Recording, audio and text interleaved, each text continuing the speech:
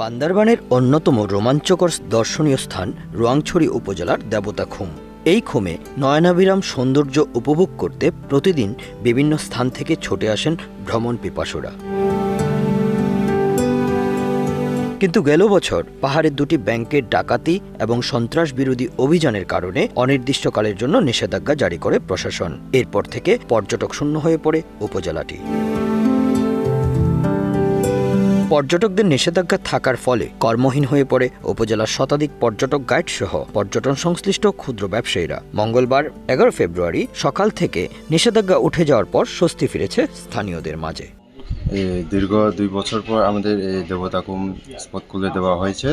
এখন বন্ধুর মধ্যে আমাদের যেসব এখানে আমরা যারা ব্যবসা বাণিজ্য করে আমাদের এখন সবাই একটা অসহায় অবস্থা ছিল। এখন দীর্ঘদিন পর আমাদের দেবতাখুমটা খুলে দেওয়া হয়েছে, এখন তাতে আমরা অনেক খুশি। আলহামদুলিল্লাহ, আমরা দেবতাখুম খুলে দেওয়াতে বান্দরবনে আমরা যথেষ্ট পরিমাণ পর্যটকের সাড়া পাচ্ছি। বিভিন্ন ধরনের ব্যাংক থেকে লোন টোন নিয়ে আমরা ব্যবসা করতেছি, এই পর্যটকের উপর নির্ভর। কিন্তু পর্যটন নাই, আমাদের কোনো কিছু আয় নাই। আমরা ব্যাংকের ঋণ সুদগুলো দিতে কষ্ট হয়ে যাচ্ছে। আজকে মনে হয় এই পর্যটকগুলো খোলা হয়ে গেছে। আমার সামনে ভবিষ্যৎ মনে হয় কিছুটা আমরা কাটায় উঠতে পারবো, এই আশা করি। এটি বন্ধ থাকার কারণে অনেক ট্যুরিস্ট গাইড, গাড়ির মালিক এবং হোটেল বিভিন্ন জায়গায় বিভিন্ন পর্যটক না আসার কারণে ক্ষতির সম্মুখীন হয়েছে। আমি আশা করছি দেবতাখুম খোলার কারণে বান্দরবানে পর্যটক এবং ভরপুর আসবে ও আমাদের পুরাতন ক্ষতির থেকে কিছুটা হলে আমরা কাটিয়ে উঠতে পারবো।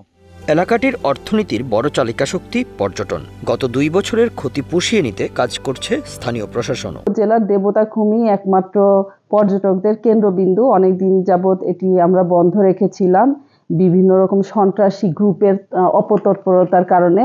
তো ইদানিং বিভিন্ন রাজনৈতিক ব্যক্তিবর্গ, লোকাল যে এলিট আছেন, একেবারে তৃণমূল পর্যায়ের জনতা, আমাদের আইন শৃঙ্খলা বাহিনী যারা আছেন এখানে কাজ করছেন সম্মিলিত এবং আমাদের প্রশাসন সবার সম্মিলিত মতামতের ভিত্তিতে 11 ফেব্রুয়ারি মঙ্গলবার এটি ওপেন করার চিন্তা ভাবনা করছি। মঙ্গলবারে এটি ওপেন করতে যাচ্ছি।